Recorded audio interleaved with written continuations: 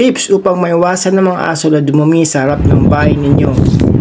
Guys, ayan, yan po ay, yung pong nakikita ninyo ay mga boteng may laman tubig na nilagyan ng tina upang magkulay asul o kulay blue ang laman ng boteng ito na plastic bottle ng galing sa Coca-Cola.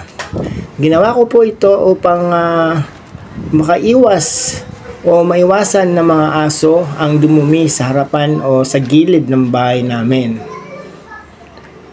Ito ay ginagawa na rin ng ibang mga kapitbahay ko o kapitbahay namin sa kanilang mga harapan.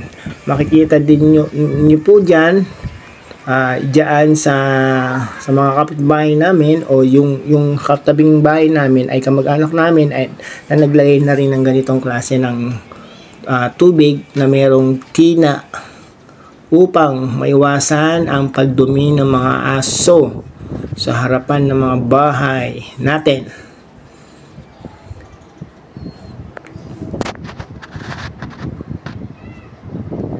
Yan po ay yung iba po ay sinasabit sa kanilang mga bakuran.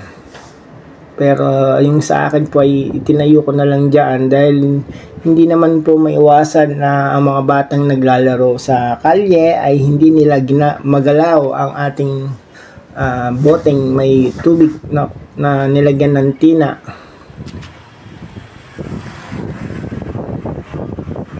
Kung kaya dyan po natin inilagay na lamang sa loob para maiwasan din na ito ay magalaw ng mga batang naglalaro sa eskinita. Ayan, kung nakikita po ninyo, ayan po ang ating botelya na nilagyan ng tubig na may tina. Sana po ito ay makatulong din sa inyo. Subukan nyo din po ang paggawa nito upang maiwasan din ng mga aso ang dumumi sa inyong bakuran o sa harapan ng inyong bakuran o harapan ng inyong bahay.